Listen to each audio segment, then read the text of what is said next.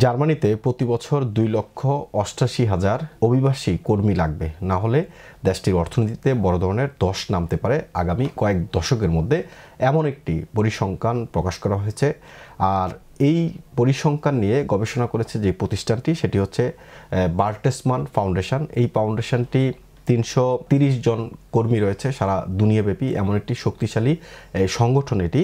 তারা বিভিন্নভাবে সমীক্ষা চালিয়েছে। 26 নভেম্বর মঙ্গলবার তারা 88 পৃষ্ঠার একটি সমীক্ষা প্রকাশ করেছে, যেখানে বলছে 1977 সালে প্রতিষ্ঠিত বার্টেসমান স্পোর্টিং জার্মানির বৃহত্তম ফাউন্ডেশনগুলোর মধ্যে একটি। 4টি দেশে মোট 330 জন কর্মী রয়েছে এই সংস্থাটির। জার্মানিতে প্রবীণ মানুষের সংখ্যা প্রতিনিয়ত বাড়ছে, এর বিরূপ প্রভাব পড়তে যাচ্ছে জার্মানির শ্রমবাজারে। নতুন এই সমীক্ষাটি বলছে শ্রমঘাটতির প্রভাব বেশ নাটকীয়ভাবে আঘাত করবে দেশটির অর্থনীতিতে। এমন অবস্থায় জার্মান যদি অভিবাসীদের তাদের শ্রমবাজারে যুক্ত হওয়ার সুযোগ না দেয়, তাহলে 2060 সালের মধ্যে চাহিদার তুলনায় কর্মী কমবে 4 ভাগের 1 ভাগ। বার্টেসমান ফাউন্ডেশনের গবেষণা বলছে 2040 সালের মধ্যে জার্মানিতে কর্মীর সংখ্যা 10% কমে যাবে। বর্তমানে জার্মানির শ্রমবাজারে যুক্ত আছেন 4,64,00,000 কর্মী, তা কমে হবে 4,19,00,000। এই অবস্থায় বজায় থাকলে 2060 সালের মধ্যে শ্রমশক্তি 25% কমে হবে 3,51,00,000। বার্টেসমান গবেষণায় 2 গবেষকের একজন হলেন সুজানে সোলৎস। তিনি বলেন, জনসংখ্যাগতভাবে পরিবর্তন এবং বেবি বুমারদের দ্বিতীয় বিশ্বযুদ্ধকালীন সময় যারা জন্ম নিয়েছে অপশন নেওয়াটা জার্মান শ্রমবাজারের জন্য বড় চ্যালেঞ্জ তৈরি করবে। আর সেই ঘাটতি পূরণ করতে হলে অভিবাসীদের বিকল্প নেই। এই ধরনের পরিস্থিতি এড়িয়ে কর্মক্ষেত্রে পর্যাপ্ত সংখ্যক কর্মী নিশ্চিত করতে হলে 2040 সাল পর্যন্ত প্রতি বছর জার্মানিতে 2,88,000 কর্মীর প্রয়োজন হবে বলে জানিয়েছে গবেষকরা। তারা বলছেন এসব কর্মীদের নিয়োগ দিতে হবে ইউরোপীয় ইউনিয়নের বাইরের দেশগুলো থেকেই। গবেষক সোলৎস মনে করেন, জার্মানির অভিবাসন বিষয়ক সংশোধিত আইনটি দেশটির প্রতি আগ্রহী কর্মীদের জন্য সুযোগ তৈরি করে দিয়েছে। একই সঙ্গে তিনি আরো বলেন, কর্তৃপক্ষ, কোম্পানি এবং পৌরসভাগুলোকে অভিবাসীদের প্রতি আরো আন্তরিক হতে হবে, কারণ কর্মী হিসেবে যারা জার্মানিতে আসবেন তারা দীর্ঘ সময় ধরে এই দেশটিতে বসবাস করবেন। কিন্তু বিভিন্ন সংস্থা এবং তাদের পরিচালিত গবেষণায় বারবার দেখা গেছে জার্মানিতে আসার ক্ষেত্রে দক্ষ কর্মীদের নানা ধরনের প্রতিবন্ধকতার মুখে পড়তে হয়। সম্প্রতি organisation for economic cooperation and development জানিয়েছে, আমলাতান্ত্রিক জটিলতা, ভিসা প্রক্রিয়ায় দীর্ঘসূত্রিতার কারণে নানা সংকটে পড়েছেন অভিবাসী কর্মীরা।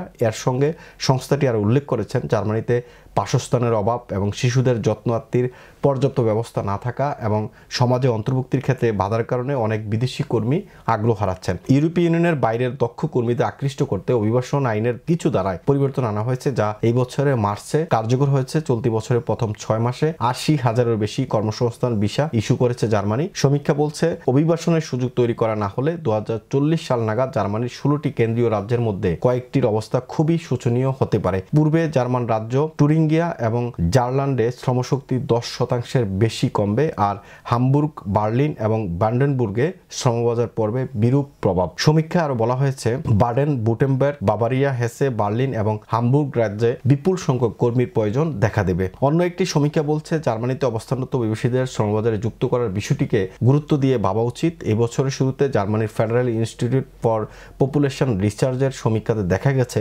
জার্মান শ্রমবাজারে বিদেশি বংশোদ্ভূত মানুষের প্রতিনিধিত্ব খুবই কম।